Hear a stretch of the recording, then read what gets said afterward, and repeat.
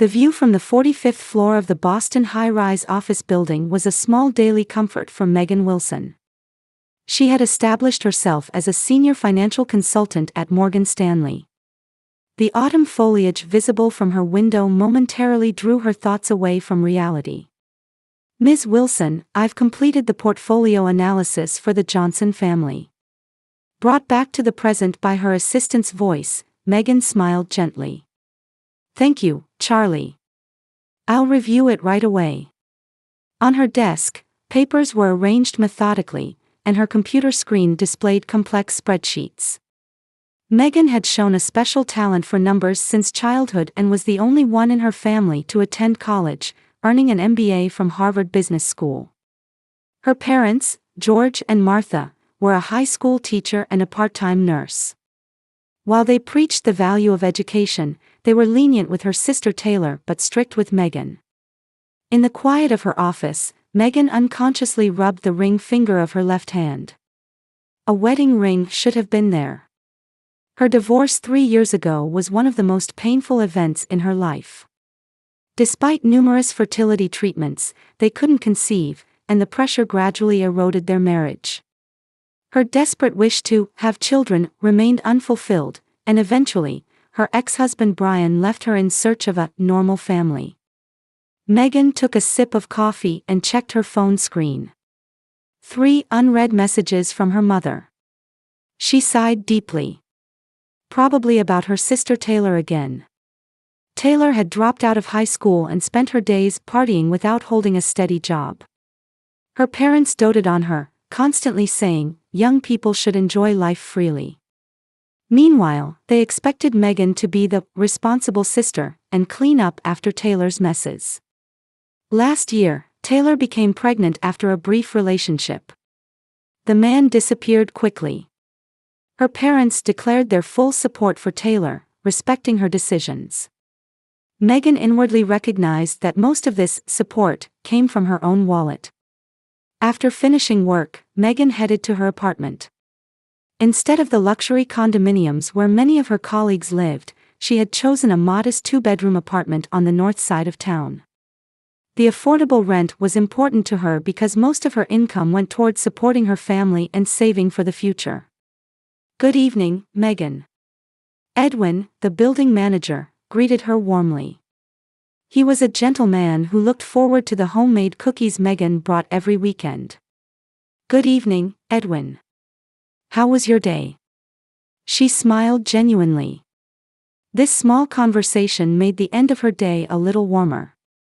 Entering her apartment, Megan took off her suit, removed her contact lenses, and put on her glasses. This space was her sanctuary.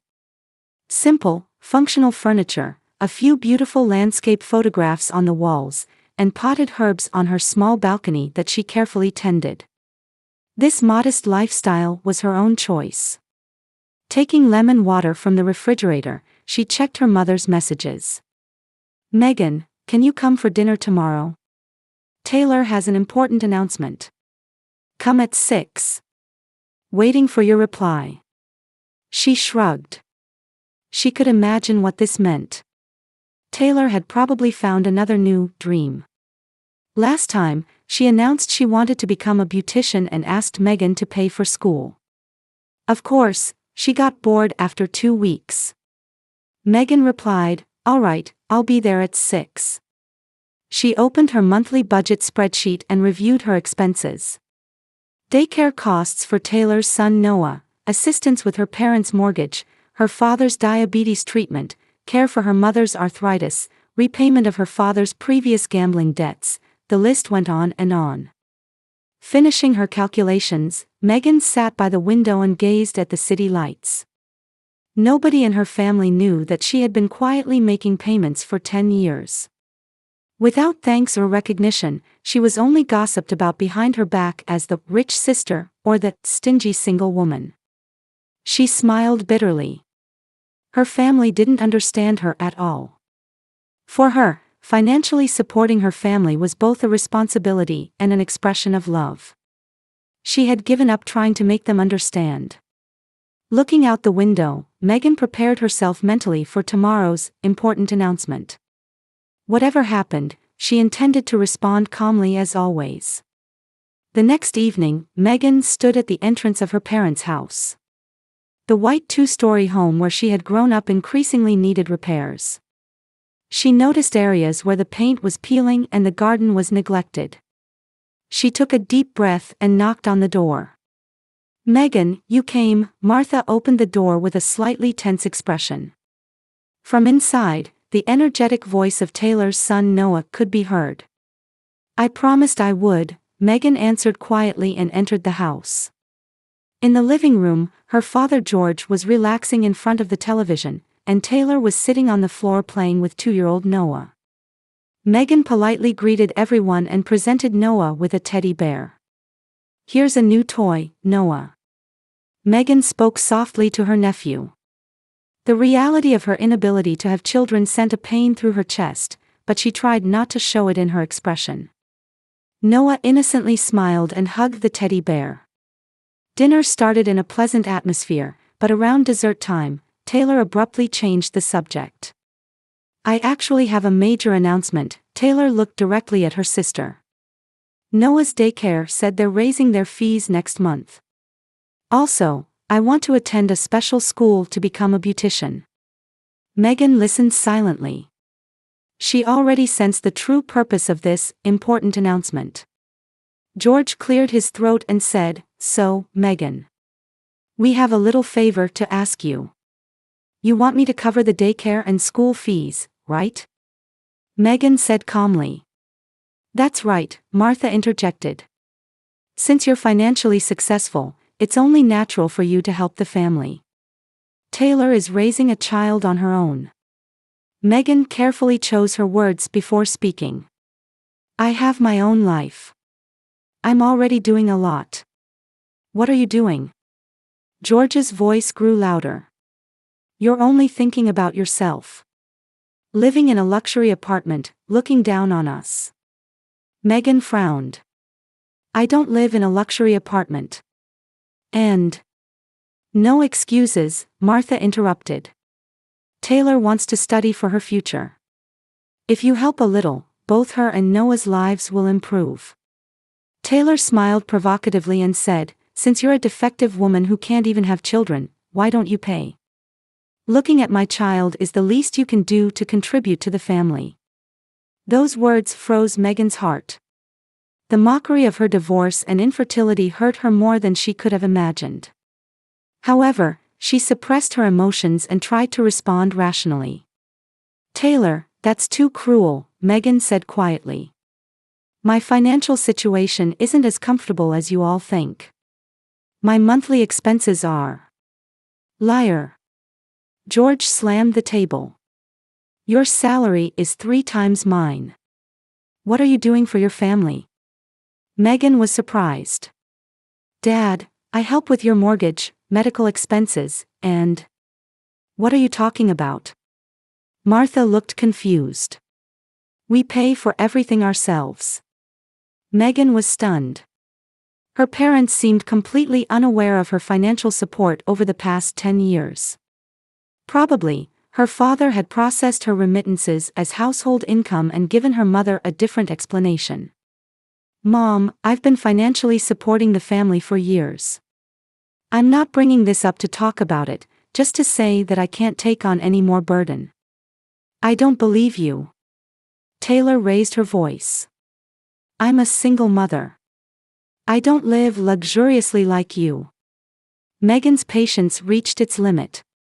"Taylor, I'm paying for Noah's daycare too. Most of my salary goes to the family. You just don't know about it." After a moment of silence, George's face turned red with anger. "What are you saying? Are you trying to embarrass me?" Megan was confused. "Dad, I'm just stating facts." "Enough." George stood up. "If you won't give us money, fine. But as a family member, you should be ashamed. Not being able to help your sister and nephew." "I'm doing everything I can," Megan quietly insisted. "But I can't continue bearing unlimited expenses." Martha shook her head with a sad face. "I don't want such an ungrateful daughter." You're no longer family. Tears welled up in Megan's eyes at those words. George went upstairs, returned with Megan's coat and bag, and threw them at the front door. Don't show your face again. Taylor is enough for us. He tossed Megan's belongings out the front door. Taylor laughed triumphantly, saying, "Goodbye. We'll be fine without you." Megan stood frozen, trying to understand what had happened. She never imagined that all her years of sacrifice, everything she had given up, and her unconditional support for her family would end like this. "I understand," she said quietly, picking up her belongings. "If this is what you all want." No one tried to stop her. Megan left the house holding back tears. Once in her car, her emotions finally overflowed, and she began to cry quietly. That night, back in her apartment, Megan took a long shower, trying to sort through her feelings. For 10 years, she had sacrificed much for her family. She had put aside her own dreams, luxuries, and sometimes even necessities. Yet, her family called her ungrateful. Megan opened her computer and checked her bank account. Then she made a decision.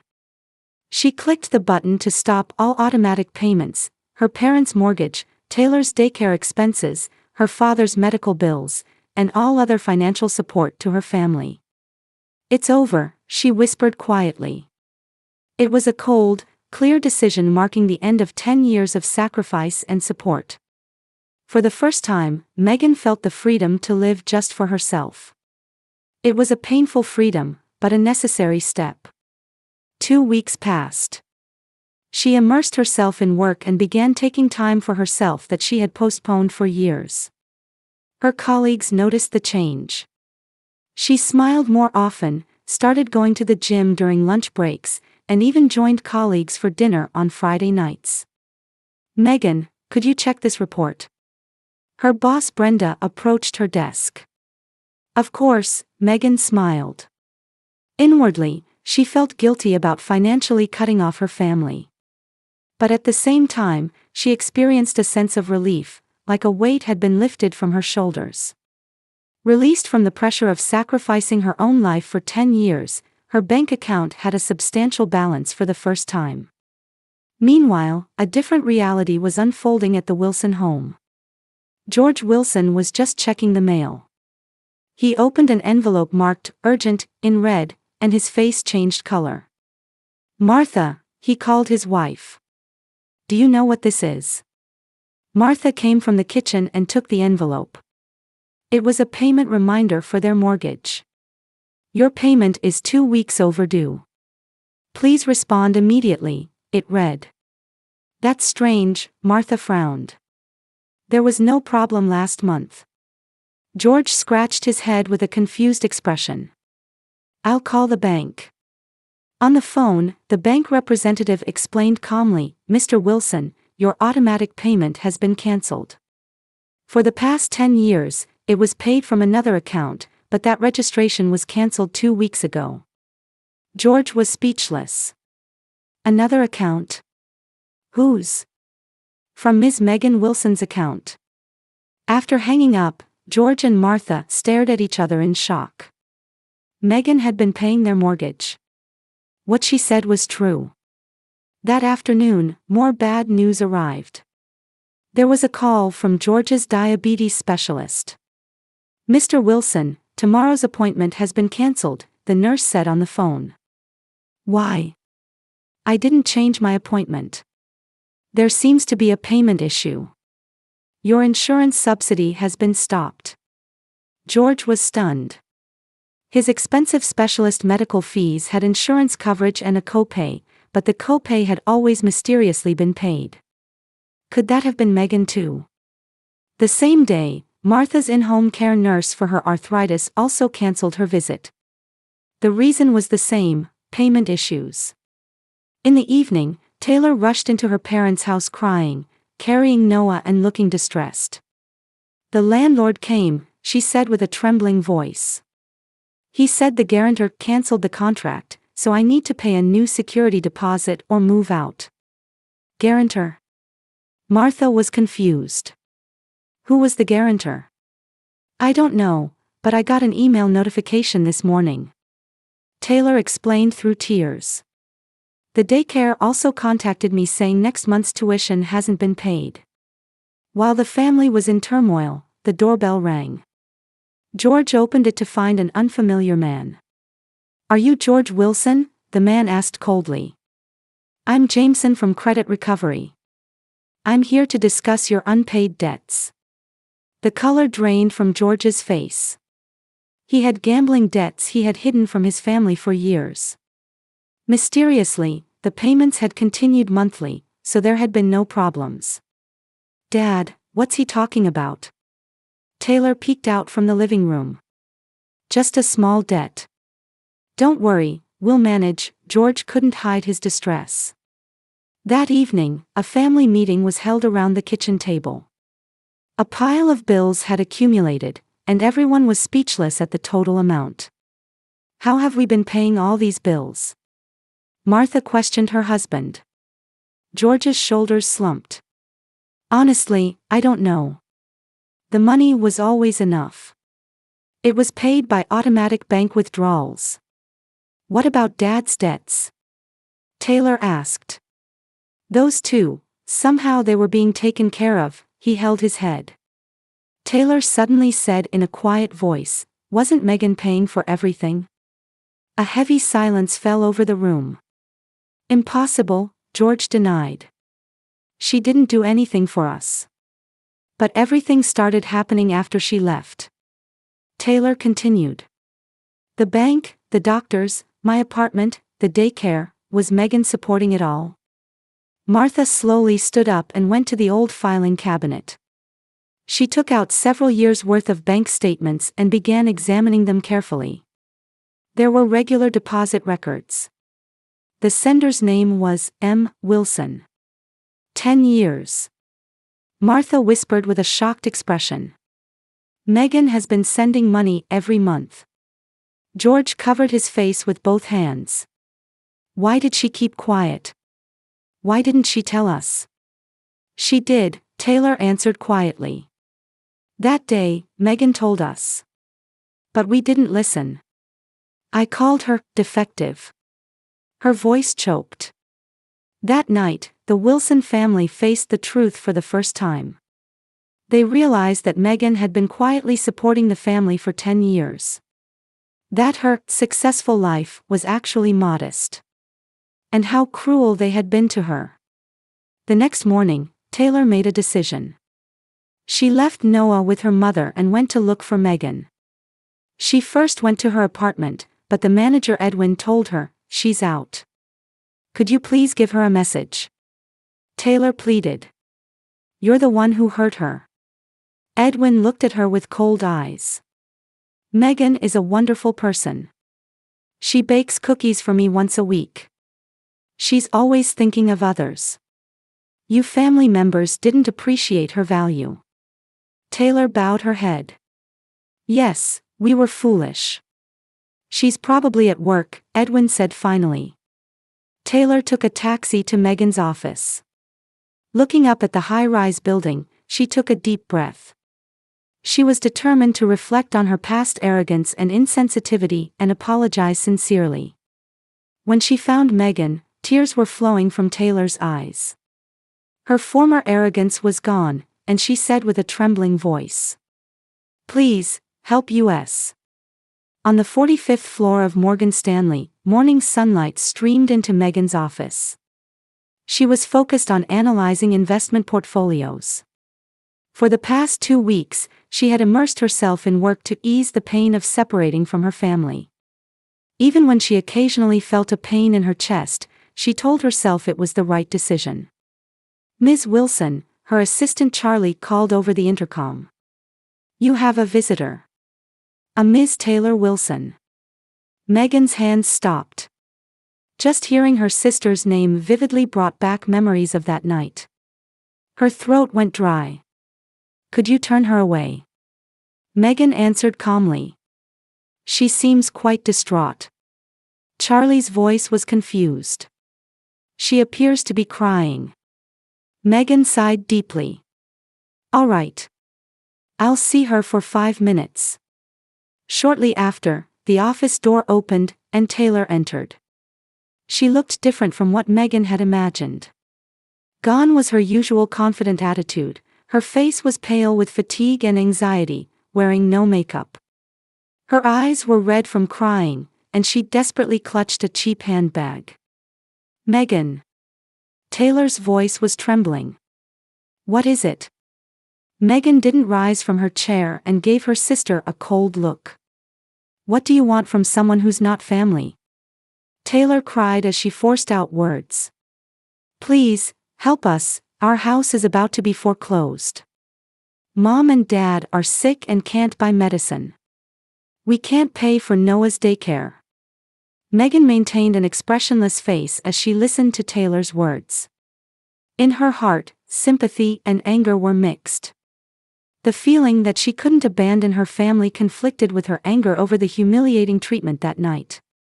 I see, Megan finally spoke. What do you want me to do? Please, help us, Taylor pleaded again. I was wrong.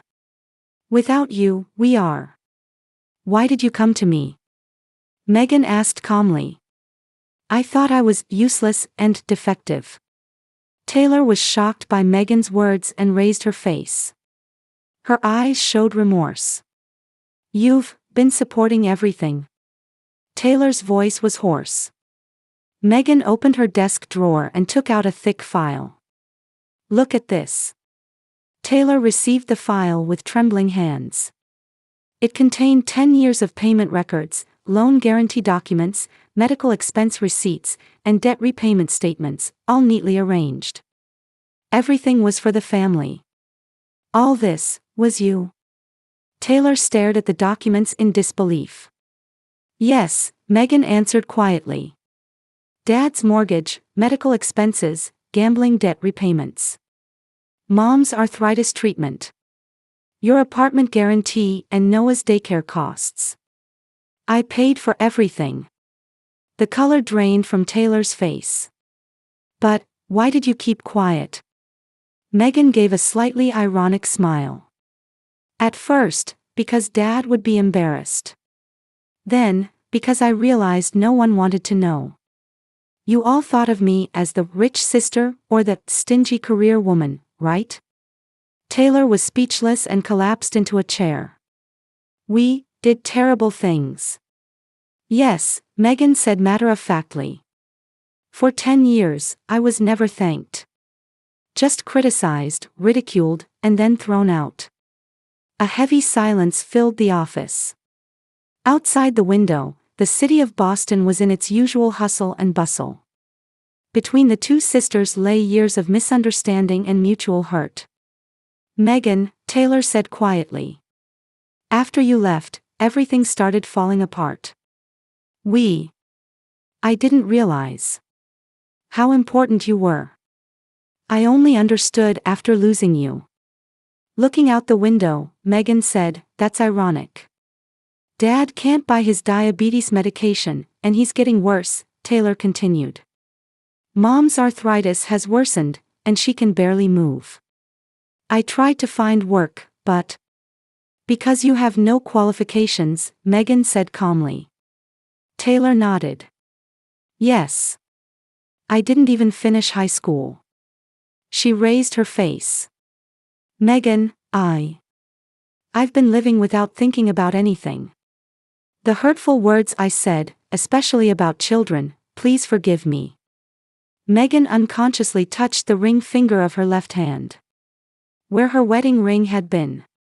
Taylor's words cut into her deepest wound. Didn't you know?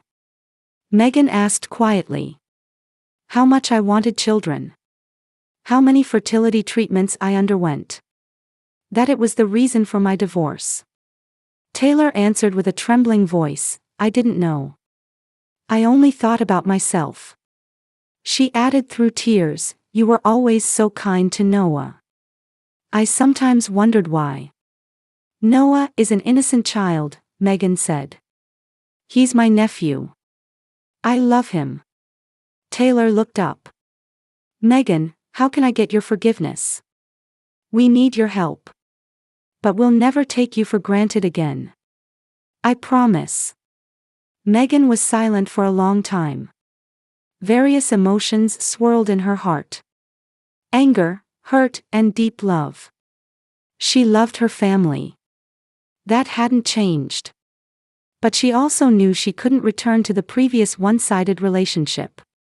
Taylor, Megan finally spoke. Whether I help you is up to me. But first, I need to talk to the whole family. Taylor's eyes lit up with hope. Anything you say. First, we need to tell our parents the truth, Megan said with a stern expression.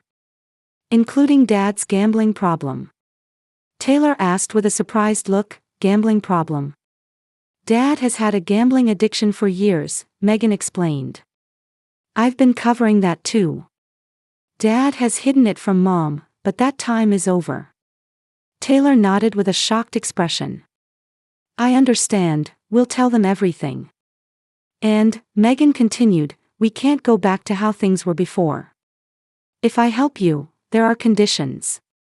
Taylor, you need to study seriously and get a proper job. Dad needs to get treatment for his gambling addiction. And everyone needs to stop wasteful spending. Taylor nodded with a serious expression. I understand. I really want to change. For Noah's sake too. And finally, Megan stood up, I'm not your bank. I can help, but I won't carry everything. Everyone must take responsibility. Taylor stood up and took a step toward her sister. Megan. I'm truly sorry. I was arrogant and foolish. Megan felt the emotional wall she had built over the years gradually crumbling. She tried to maintain her composure, but her heart was moved by her sister's sincere apology. Let's have a family meeting, Megan said quietly. Tonight, at my apartment. Bring our parents. Tears welled up in Taylor's eyes. Thank you for giving us a chance. Megan nodded slightly. I haven't forgiven you yet. But, your family. Before leaving the office, Taylor turned back and said in a small voice, you're not defective. You're the strongest and kindest person among us. Noah is lucky to have an aunt like you. After she left, Megan stood by the window, gazing into the distance. For 10 years, she had devoted herself to her family. But now, for the first time, she saw the possibility of building a true family bond. It wouldn't be an easy journey. It would take time to rebuild trust. However, a small light of hope glowed in Megan's heart. Hope for a new relationship with her family, one where they respected each other. She took a deep breath, preparing to take a step toward tomorrow. 3 years later, in a small park in suburban Boston. The autumn sunlight shone golden, and fallen leaves danced in the wind. Megan sat on a bench watching Noah play on the equipment. Now 5 years old, her energetic nephew ran around, occasionally shouting, Aunt Megan, watch me. Amazing, Noah. Megan waved back. He's really grown, said a voice. Turning around, she saw Taylor approaching with 2 warm coffees. She looked like a different person from 3 years ago. A confident expression, neat business casual attire, and above all, a quiet composure in her eyes. Thank you, Megan accepted the coffee. How was your interview today? Taylor answered with a smile, it went well. I'll likely become a permanent employee in the hospital's medical administration department. Much better conditions than my current contract position. The sisters sat side by side, quietly looking at the scenery. Over these 3 years, their family had changed dramatically. Beginning with that night's family meeting. At first, it was a confrontation with harsh reality. Their father's confession of gambling addiction, their mother's surprise and anger, and the full picture of the debts the entire family had accumulated. Megan decided to support her family with conditions. Taylor attended night school and obtained a medical administration qualification. Their parents began a modest lifestyle, and George received treatment for his gambling addiction. The first year was particularly difficult, with many near relapses. But this time, the family was united. "How are Mom and Dad today?" Megan asked. "Dad's blood sugar is stable. Mom says her new treatment has reduced her joint pain," Taylor answered. "Last week, they said they paid off their last debt." Megan smiled. "That's good." "Megan," Taylor looked at her sister with a serious expression. "Without you, what would have become of us?" "That's in the past," Megan said gently. "What's important is what everyone has learned." Taylor nodded. She now runs a support group for single mothers, helping women in similar situations.